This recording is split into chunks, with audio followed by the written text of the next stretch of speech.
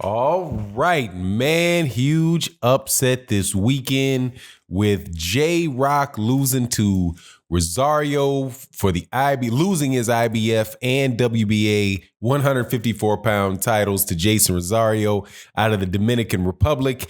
And Jrock says he wants a rematch immediately. Rosario's trainer said that Jrock overlooked him. Let's talk about that in this video.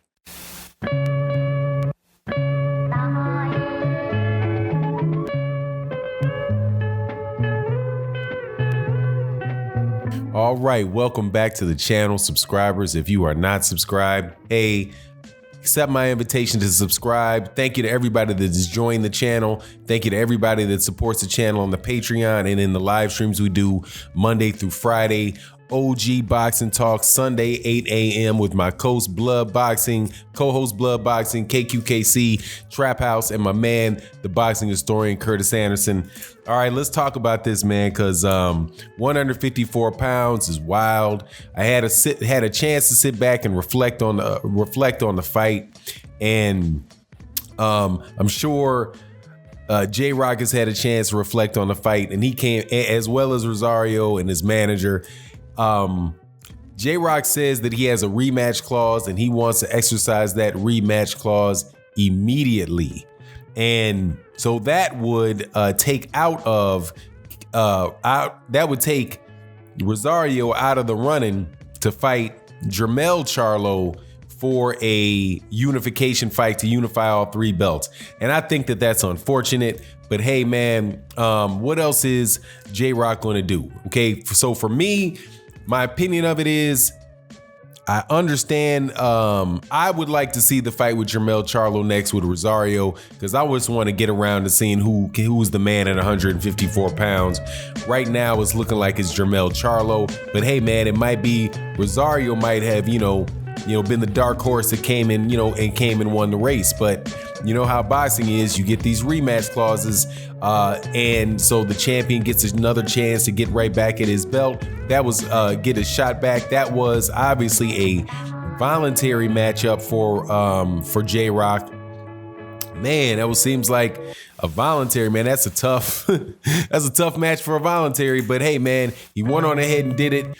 So he said he's going to exercise the rematch clause. I don't know. I don't know if that's really going to make too much of a difference, because I just don't know what Jrock's chin is, what his chin is like. Now, there's a guy that came by my comment section, and I want to address this in this video because he made a good point, and I understand what you're saying. Okay, he said that he doesn't buy this thing about a chin. I mean, the way that he said it, or the way that you said it, it sounds kind of funny, because everybody acknowledges that there are people that have different abilities to take a punch.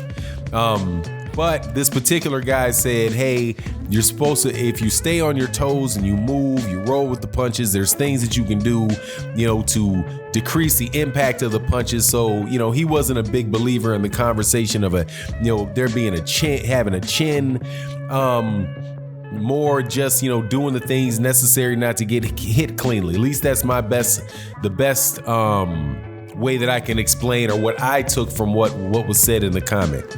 And my response to that is, of course it makes sense not to get hit, right?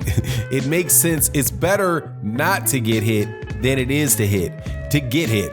It is better if you hit to roll with a punch, to roll with the punch and take a little bit of the steam off the punch, than it is for you just to lean forward into the punch like Seals did with when he got knocked out by Ileander Alvarez. So, but at the same time, while there are those type of things that Jrock might be able to do in the rematch to prevent himself from really getting cleanly connected, I reject the idea that Jrock really does take punches well, because this is the second time that he got knocked out, pretty much taken out with a clean uppercut.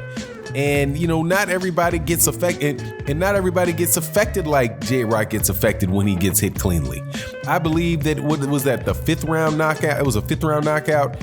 I think that Jrock, I saw Jrock get wobbled in the third round, and it just looked like it was a jab that set him back like that. And I know that I've seen other guys take jabs, stiff jabs, before and not get hurt like that. You know, I just think he came in there. I think it was a styles make fight type of situation. And it might just be a situation where Jrock will be in the same situation again, because Jrock is not a tremendously, you know, the style changes that the guy that left the comment made. I don't know if he's going to be able to make those style changes that quickly. It just seems like it's just a bad matchup for him. But if he wants to do it, but I can understand why Jrock would want to do it, because I mean, what else are you going to do? You know, you're going to have to, if you want to get back out there and go get those belts back, you know, I support him 100%. I don't know what else he would be able to do other than that. Because it seems like, man, there's so much parity at the 154-pound division that if he fights somebody other than Rosario, who doesn't take that immediate rematch, man, he might not get another shot at that title, because, you know, somebody else can come out the woodwork and beat him. You know, just 154 pounds is such a tight division, and it seems as if the PBC fighters, that they are all fighting each other at 154 pounds, and that any of these guys can go at any time. With the exception, I believe, of who I think should really be the top 154 pounder right now, and that's the guy that I'd like to see the unification fight with, Jermell Charlo. Jermell Charlo, I mean, he lost to Tony Harrison. He came back and he had a win. He knocked out Tony Harrison in the rematch. That to me, and personally, I thought that the fight that Jermell Charlo had won the first fight with Tony Harrison. So for me, you know, Jermell Charlo was the top guy, and I think that they should just cut right to the chase. But I do understand why Jrock would want to take that rematch immediately. I just don't think it's gonna make much of a difference, man. That kid, Rosario, is very, very strong. He's a solid fighter. I could tell not only was he hurting him with the jabs and the straight rights, he was also hurting Jrock with body shots. He just seemed like he's a come forward fighter, very strong. I also heard from Money Pal. Shout out to Money Pal the third and Money Pal the fourth, who told me that Money Pal the fourth was in a training camp with Rosario and his sparring with Rosario, and Money Pal the fourth is a 168 pounder, so he's a big, strong guy. He's a bigger guy than these guys are, and he said, Jermell Charlo's Jrock is going to be in for a tough fight, man. If he's moving 160 top quality 168 pounders like Money Pal, hey man, that's just telling you something. Maybe the dude needs to stay away. Now, the manager for Rosario said that he believes that Jrock overlooked Rosario. Now, that would be a bad look for Jrock to have done that and lost his belt overlooking somebody. But if it was a case of him just overlooking him, and if there's some truth to that, then that means that there's some hope for Jrock in the rematch. That it was just a case where he took this guy for granted. He's really feeling himself because he felt like he's the top 154 pounder. And a lot of people were saying he was the top 154 pounder the way that he beat Jarrett Hurd. So, you know, maybe there is that hope for Jrock. But again, you know, for me, when you get knocked out, when you've been knocked out twice, man, that's a bad look, man. Because you can't undent that can, man. You can't undent that can. Now, there are some heavyweights that's happened to, that's been knocked out multiple times, and they came back and did their thing. But at the same time, man, you're always susceptible to getting stretched, and that includes Vladimir Klitschko. That includes Lennox Lewis. Once you get knocked out, for me, now you people can say what they want to say. You can have your own opinions. I respect your opinion. But for me, when I see a guy, you get knocked out once, okay. You get knocked out twice, nah, man. You have a tendency to get stretched, and I would say that even about Manny Pacquiao. Manny Pacquiao is, in my opinion, man, Manny Pacquiao's always a hair away from getting always a hair from getting knocked out.